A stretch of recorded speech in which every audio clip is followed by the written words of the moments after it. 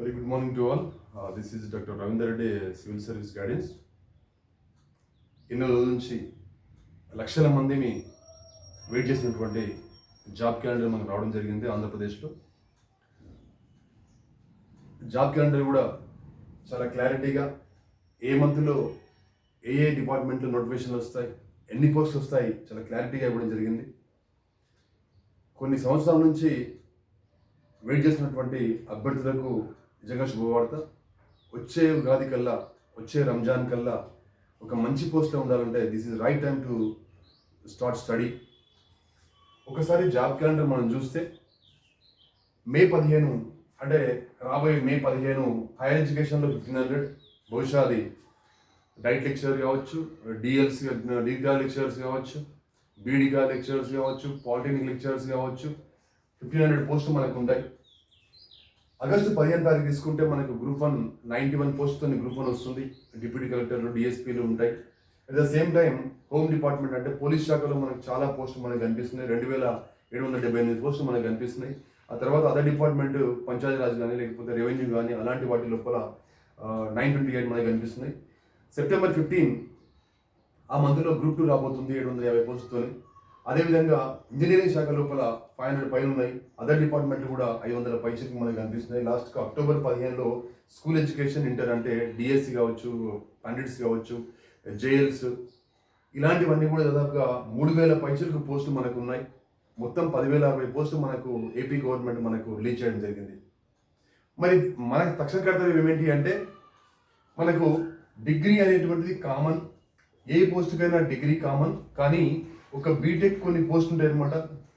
BTech కానీ, BEd కానీ, diploma కానీ కొన్ని పక్కన పెట్టేస్తే రిమైనింగ్ మొత్తం కూడా మనకు డిగ్రీతోని, ఒకవేళ హోంశాఖ తీసుకుంటే ఇంటర్తోని మనకు చాలా పోస్టులు మనకు ఉన్నాయి. అందరికీ డిగ్రీ కామన్ ఉంది, బీఈడి కూడా కామన్ ఉంది. కాబట్టి ఈ ఒక్కదాన్ని పక్కన పెడితే రిమైనింగ్ మొత్తం కూడా మనకు అన్ని పోస్టులకు దాదాపుగా ఎలిజిబుల్. ఒక ఎస్ఐ హైట్ కంపేర్ చేసుకుంటే ఎస్ఐ తప్ప అన్ని పోస్టులకు మనం ఎలిజిబుల్. మరి ఈ అన్ని పోస్టుల్లో మనకు ఒక పోస్ట్ కావాలి కాబట్టి ఏం చేయాలి అంటే మనము జనరల్ స్టడీస్ పైన తప్పకుండా దృష్టి పెట్టాలి. ఒకవేళ అలా చేయకపోతే ఏదైనా సిలబస్ మనకి కనుక రిలీజ్ చేస్తే సిలబస్ మీద పూర్తిగా దృష్టి సారించి జనరల్ స్టడీస్ ఏ ఎగ్జామ్ అయినా మీరు హైయర్ ఎడ్యుకేషన్ తీసుకోండి, గ్రూప్ 1 తీసుకోండి, గ్రూప్ 2 తీసుకోండి, హోమ్ తీసుకోండి, జనరల్ స్టడీస్ కామన్. ఆ జనరల్ స్టడీస్ పైన కనుక మీరు పూర్తి గ్రిప్ సంపాదిస్తే, ఆ 13 అంశాలు ఉంటాయి మొత్తము, పూర్తి గ్రిప్ సంపాదిస్తే 100% మీకు ఏదో ఉద్యోగం ఖచ్చితంగా వస్తుంది. రెండోది ఏంటి అంటే మీకు సార్ కాంపిటీషన్ లక్షల్లో ఉంది, మనకు వస్తుందనే డౌట్ మీకు వస్తుంది. కానీ అది కాదు. నీకు జనరల్ స్టడీస్లో 125 మార్కులు రావడానికి 10 లక్షల మంది నేను ఆపగలుగుతారా? నో. నువ్వు కనుక పర్ఫెక్ట్ స్టడీ చేస్తే 125 మార్కులు నువ్వు తెచ్చుకోగలిగితే ఎవ్వరు కూడా నేను ఆపలేరు జాబ్ నీకు రాకుండా.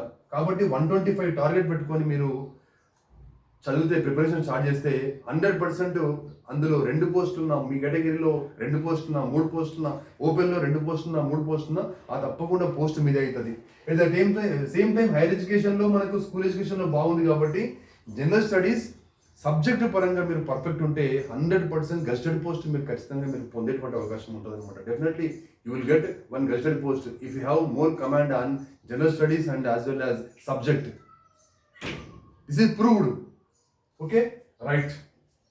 సో కాబట్టి మీరు ఈ రోజుకి వెళ్ళి స్టార్ట్ చేయండి. ప్రతి నిమిషం, ప్రతి గంట మనకు చాలా ఇంపార్టెంట్.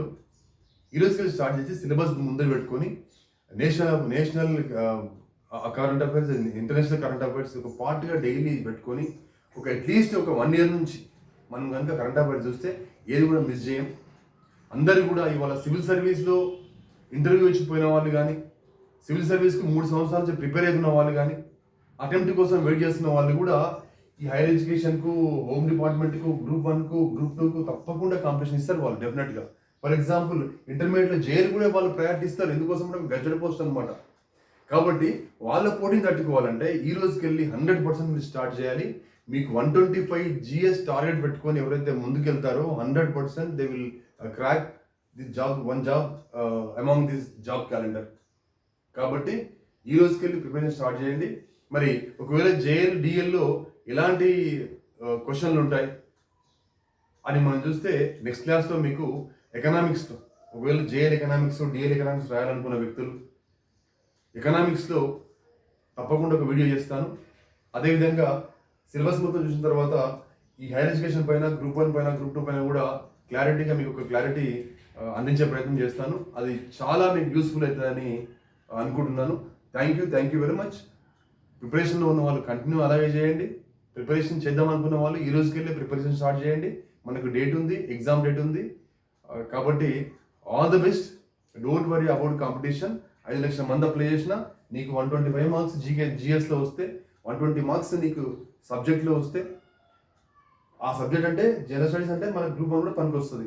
అది కనుక మీరు సాధిస్తే 100% మీరు కోరుకున్న ఉద్యోగం మీ సొంతం.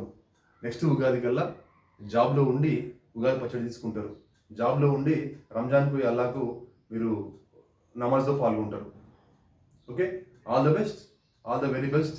ఓకేనా, you are waiting for long time. All the very best. Thank you వనట.